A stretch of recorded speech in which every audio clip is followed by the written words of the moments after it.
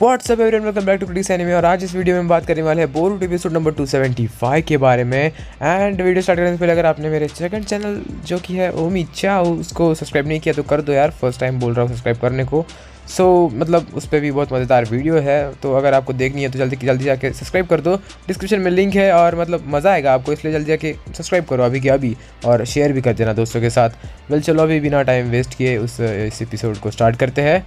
And इस channel को भी सब्सक्राइब कर देना। Okay let's start. तो एपिसोड के स्टार्टिंग में सुजुरा की मामा से कहती है कि तुम्हें समझना पड़ेगा कि हमें एनिमल पालने नहीं है, उनसे पैसा कमाना, ये सब बिजनेस है और तुम्हें समझ में नहीं आएगा जब तक तुम्हें एक्सपीरियंस नहीं आएगा। सो देन वो अपनी बैक स्टोरी बताती है कि कैसे वो बचपन में वो उसे कोई भाव नहीं देता था, क्योंकि पहली बात वो सबसे बहुत भद्दी थी और दूसरी बात वो फिर से भद्दी थी और वो बहुत अकेली और बोरिंग लाइफ जी रही थी। तभी उसे एक मार्टिन नाम का जानवर मिलता है जो कि एक्सटिंक्ट होने वाला होता है। उसे बेचकर वो बहुत फेमस हो जाती है और वो बहुत खुश होती है कि कैसे हम किसी भी एक्सटिंक्ट होने वाले जानवर को बेचकर अमीर होते हैं। तो उसको बस यही उसे करना था क्योंकि ये उसका बिजनेस बन चुका था। और उस मार्टिन को फिर से खरीदकर उसने उसका मफलर बना दिया। मतलब देखो गाइस कितनी हद तक गई है वुमेन। वो सुजुरा से कहते कि जब तक तुम किसी एनिमल को बेचोगे नहीं तुम्हें उसकी वैल्यू नहीं समझेगी। नेक्स्ट सीन में सास्के वापस आता है एक हॉक के साथ एंड बोरुटो उन्हें देखता है। वेल वो कहता है कि तुमने कितना लेट कर दिया, मैं कब से तुम्हारी राह देख रहा था।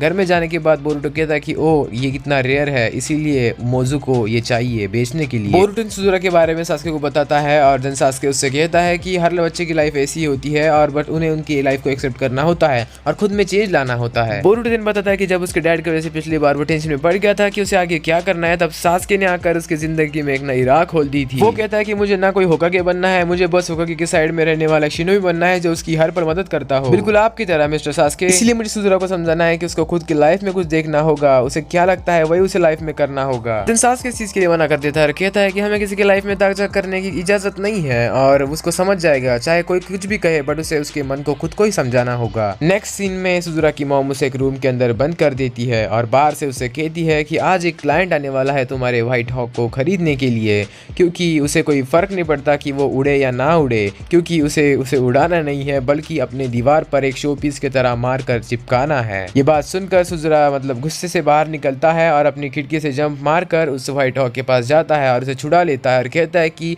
मैं तुम्हें मरने बिल्कुल नहीं दूंगा। सास्के और बोरुटो को वापस विलेज जाना होता है, बट बोरुटो सास्के की बात नहीं मानता। वो अजीब सा चेहरा बनाकर खड़ा होता है और कहता है कि मुझे तो सुजुरा की हेल्प करनी थी, आप नहीं करने दे रहे। बोरुटो कहता है कि मुझे आखिरी बार सुजुरा से मिलने दो सास्के सेंसे, मैंने उससे वादा किया था, बट मुझे समझ में नहीं आता कि आपको क्या प्रॉब्लम है इससे, मैं बस जाकर उसे मिलने की बात कर रहा हूँ। तभी एक बिजनेसमैन बोरुटो को आकर रास्ता पूछता है और उससे उसे मालूम पड़ जाता है कि उसे एक व्हाइट हॉक लेना है। जब बोरुटो को समझ में आता है कि ये बिल्कुल सुजुरा का ही व्हाइट हॉक लेने आया है, देन वो जाता है उस बिल्डिंग में जहाँ पर उस व्हाइट हॉक को रखा हुआ होता है।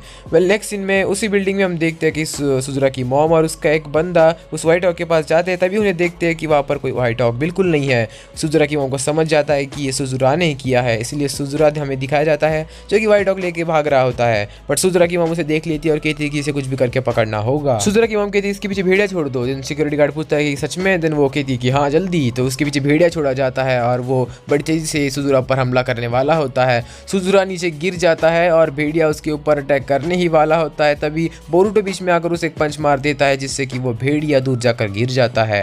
एंड वापस से जब भेड़िया होश में आता है तो वापस अटैक करने के पहले इस सास्के वहाँ पर आता है और उसे रोक देता है और अपने शारिंगान की मदद से उसे कंट्रोल में कर देता है। सुजुरा की मॉम कहती है कि जल्दी से व्हाइट बर्ड मेरे हाथ में दे दो, क्योंकि मेरा क्लाइंट उसे खरीदने के लिए आ ही रहा होगा। तुम ऐसा कैसे कर सकते हो, मुझे समझ में नहीं आता कि तुम मेरा बेटे हो। और वो कहती है कि क्या तुमने इस बर्ड के लिए इतना सब नाटक किया, मुझे बहुत गुस्सा आ रहा है तुम पर। बोरुटो कहती है कि ऐसे हरकत करने के बाद भी तुम खुद को पेरेंट कहती हो, शर्म आती है तुम पे बदसूरत आंटी। सास्के कहता है कि बोरुटो बच्चों का शो ज्यादा टॉक्सिक मत होना। सास्के सुजुरा की मॉम के साथ एक डील करता है कि तुम व्हाइट हॉक और सुजुरा को छोड़ दो, मैं तुम्हें रेयर वाला हॉक दूंगा। और फिर वो उसे हॉक दे देता है और उसकी मॉम कहती है कि ठीक है मैंने उन दोनों को छोड़ दिया, वो कहीं भी जाए मुझे फर्क नहीं पड़ता। सिक्योरिटी गार्ड कहता है कि अभी वहाँ पर वापस मत आना, तुम्हारा काम हो गया है, चलो निकलो ऐसे, चलो मैं तुम्हें यहाँ पर छोड़ने आता हूँ। बोरुटो कहता है कि मुझे गुस्सा आ रहा है, इसीलिए नहीं कि सास्के सेंसे ने सेंट्री हॉक उसे दे दिया, बट बाकी जो जानवर वो जो अंदर फंसे हुए हैं उनका क्या होगा। अचानक से सेंट्री हॉक मर जाता है जिसको देखकर सुजुरा की मॉम खुश नहीं होती, बट वो कहती है कि इसके बॉडी पार्ट्स बेचने पर भी बहुत सारे पैसे मिलेंगे, इसीलिए उसका ऑपरेशन करवाओ। नेक्स्ट सीन में हम देखते हैं कि उस हॉक को ऑपरेशन करने के लिए बहुत सारे लोग वहाँ पर आ जाते हैं जो बड़े बड़े डॉक्टर्स होते हैं। एंड उस हॉक की आँख खुली होती है। वेलो हॉक मरा नहीं होता क्योंकि सास्के ने उसे कंट्रोल किया होता अपने शारिंगन की वजह से, इसीलिए सास्के ने मरने का नाटक किया। एंड जब वो शारिंगन एक्टिवेट करता लगता है तो वो हॉक उसके कंट्रोल में वापस आ जाता है एंड वो हॉक उड़ जाता है और वो उड़ने लगता है, मतलब सास्के के मुताबिक। जब वो हॉक उड़ने लगता है तो सब शॉक में हो जाते हैं कि ये तो मर गया था, ये उड़ कैसे रहा है। और उस जगह के अंदर जितने भी एनिमल्स थे उन एनिमल्स के पास जाकर ये हॉक बहुत तबाही मचाता है और जिससे कि सारे एनिमल्स मतलब चिल्लाने लगते हैं और तोड़फोड़ करने लगते हैं। सब पूछ रहे होते हैं कि क्या हो रहा है, बट सास्के को मालूम होता है कि उसने क्या किया है। सारे जानवर उस जगह से निकलकर भागने लगते हैं, इसलिए शिताकेरी मोज़ू भी वहां से बाहर निकलती है एंड देन वो ऊपर उड़ते हुए उस शिनकिरी मतलब जो रेयर हॉक है उसको देखती है और वो उसके पीछे भागने लगती है। एंड देन वो सिक्योरिटी गार्ड सास्के से पूछता है कि क्या तुमने किया है, ये हो क्या रहा है। सास्के कहता है कि मैंने कुछ नहीं किया, बट तभी वो हॉक सास्के के हाथ पर जाकर बैठ जाता है। देन बोरुटो कहता है कि आपने किया सास्के सेंसे, मुझे बहुत खुशी हुई है।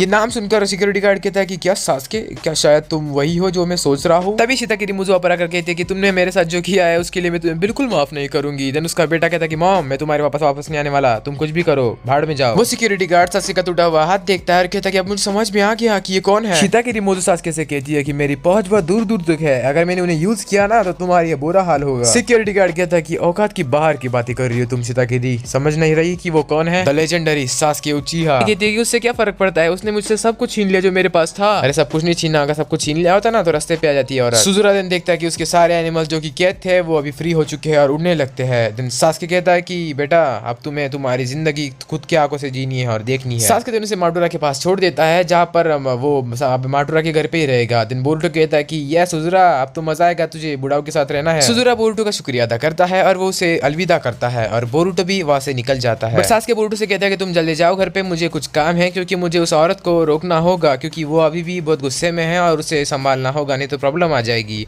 और फिर भी मैं घर पे नहीं आऊंगा क्योंकि मुझे एक बंदे को ढूंढना है बहुत इंपॉर्टेंट। बोरुटो कहता है कौन? दिन वो कहता है कि अभी मुझे कोड को ढूंढना है, वो कारा का लास्ट सर्वाइविंग मेंबर है क्योंकि वही मेरा एक्टिव मिशन है और मैं उसे इग्नोर नहीं कर सकता। बोरुटो पूछता है कि क्या सारा तो कोई सब मालूम है। देन सास्के कहता है कि उसे बाद में समझ जाएगा। देन बोरुटो खुश होकर कहता है कि आपकी जैसा भी बना है मुझे, बिल्कुल आपके जैसा। दिन रात को बोरुटो अकेला ही उसकी ट्रेन में जाता है और वो लीव के लिए निकल पड़ता है, बट उससे एक विंडो खुल नहीं रही होती, इसीलिए एक बंदा आकर उसकी हेल्प कर देता है। और उस बंदे के हाथ में लग जाते हैं, बट फिर भी वो कहता है कि कोई बात नहीं, कुछ नहीं होता, बट वो उसकी विंडो खोल के देता है। बोरुटो से देखकर कहता है कि कितना अच्छा बंदा था ये। और फिर रात होती है इसलिए बोरुटो सो जाता है और उनकी थंडर ट्रेन भी निकल पड़ती है। बट एक जगह पर उनकी थंडर ट्रेन मतलब गलत रास्ता पकड़ लेती है एंड बोरुटो को मतलब नींद आ जाती है और जब वो नींद से उठता है तो वो एक बेड पर होता है। बोरुटो कहता है कि मैं मतलब इस किस जगह पर आ चुका हूँ। जब वो आसपास देखता है तो उसकी तरफ बहुत से बच्चे और बड़े लोग वहाँ पर कैद थे एंड तभी वो देखता है कि पूछता है कि क्या है, बट कोई बोरुटो को कुछ नहीं बताता, सब शांत रहते हैं। तो क्या होगा आगे नेक्स्ट एपिसोड में देखेंगे। तो हाँ, ओमी चाओ को सब्सक्राइब कर देना, लिंक डिस्क्रिप्शन में है और यहाँ पे भी आ रहा है, क्लिक करके देख